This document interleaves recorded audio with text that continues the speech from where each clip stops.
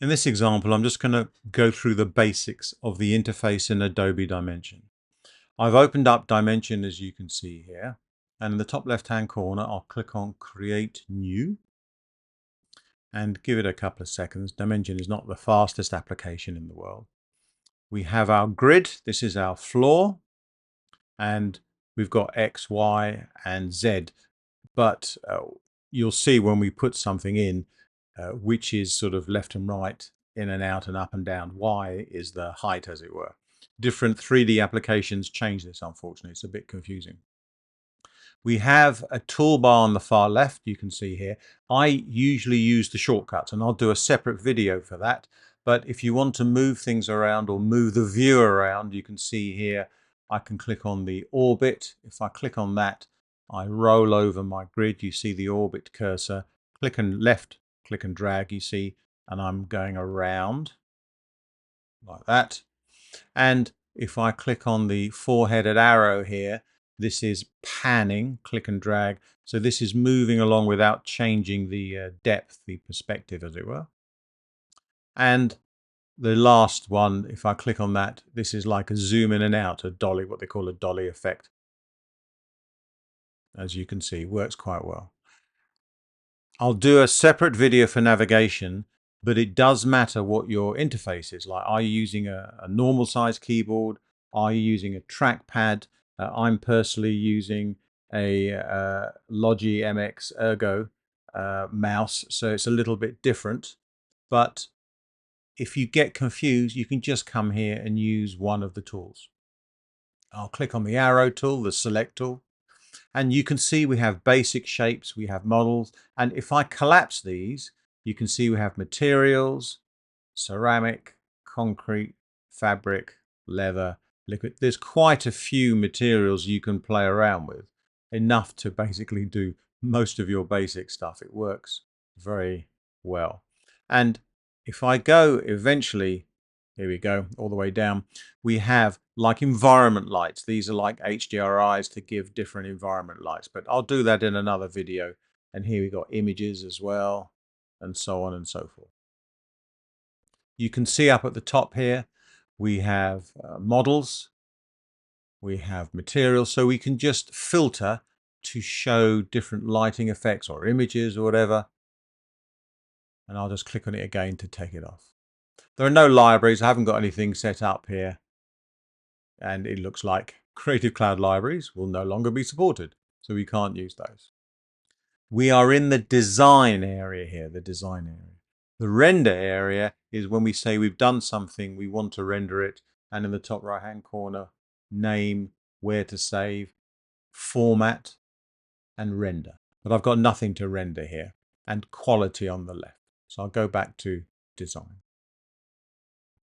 We have the Adobe DImension menu, and we have some basic settings here, nothing terribly complicated. Language, theme, etc. Keyboard shortcuts, you can play around with these if you want. You can see you can change these. And file handling if you want to automatically save backup files, which I don't. We have the file menu, fairly straightforward, but of particular importance. Import, so import a 3D model or an image as a light or a material, etc. So import, very important. And export, you can export your objects like into Blender or something like that. Edit is fairly straightforward. Standard shortcuts, undo, cut, copy, paste, duplicate and delete. And again, click on here for keyboard shortcuts, which is where we were in the preferences. And we can purge cache if we're running out of memory, and we can do some other bits and pieces as well. If we have an object, we can group things, ungroup them, lock them, unlock them, hide or show them, etc. Move to ground or replace, snapping, transform, and so on. If you go a bit more advanced, you can play around with UVs, which is basically mapping your materials to your 3D object. When you bring in a camera, you can use it to frame the selection, add a camera, switch to different cameras. You can have more than one. And here's the camera view. So top, bottom, left and right. And here are the shortcuts. You can select everything, deselect, again, fairly straightforward. And if you're in a group, parent and child, etc., And the view menu, you can zoom in and out and so on and so forth. Again, I use my mouse or trackpad to do that, but you've got the shortcuts here as well. And the gizmo, you'll see in another video, is this sort of, well, actually, I'll do it here. Let me show you. Let me put in a cube. The gizmo is this thing, this red, green, and blue thing here. Circles for, or arcs for rotating, cubes for resizing, and arrows for moving. If I go to object, you can see we can move it to the ground, play around with these, and I can reset the gizmo size or increase it and decrease it. If I increase it, you can see it gets bigger, or you can get smaller, whatever you want. Under the window menu, basic stuff, show, hide various things, but I leave these alone just to make sure it's easy for you to see. And of course, the help is the help. If you want to do something by number, when you have something selected, so if I left mouse click over here, it's deselected. If I click on it now, on the right hand side, you see it says cube, and you can see in the top right hand corner we have an outline view, and it's the environment is the environment. If I click on that, this is the color, the background, etc., etc. Lights if I want, a ground plane, but we're not rendering, but you can see the shadows disappearing. Let's go to background, etc. And if I go to cube, I can double click on it and call it my cube. And I can hide it. If I roll over, I can lock it and hide it if I so wish. But also, more importantly, on the right hand side, I can transform it, so I can change the position by number or click and drag on a number. So roll over, click and drag quickly. Don't just click, because it will ask you to type in a number. Oh, click off. There you go. Just click and drag. Rotation, scale, and size. Be aware, scale is locked. So if you change one, they all change, and so is size. If you want to change one dimension, the width, the height, or the depth, or the height, etc., the scale, click on the chain and it unlocks. They both unlock now, you see. So when I drag on one, it only changes one. And let's change that to 180. So we're back, and let's drag that up and go to the object menu, move to ground. We can also go to the object to change the width and height, give it a bevel so we can play around with different bits and pieces of it. And you can add a height map, but we won't be doing that here. And the material.